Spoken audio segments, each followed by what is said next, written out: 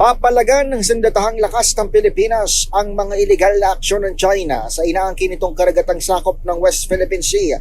Yan ang sinabi ni Defense Secretary Gilbert Chodoro matapos ang panibagong insidente ng harassment sa resupply mission sa Ayungin Shoal.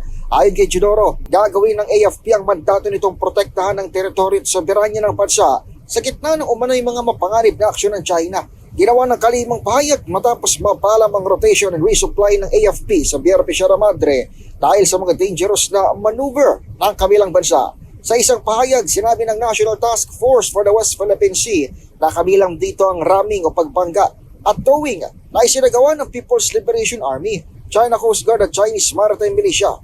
Nalagay umano sa alanganin ng buhay ng mga tropang Pilipino maging ang mga barko ng mga ito dulot ng hindi na masyadong idinitaling insidente. Hanggang ngayon, nananatiling tikom ang bibig ng AFP sa tunay na naganap sa karagatan at sitwasyon ng mga sundalo sa naturang misyon.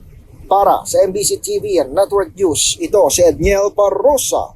Sama-sama tayo, Pilipino.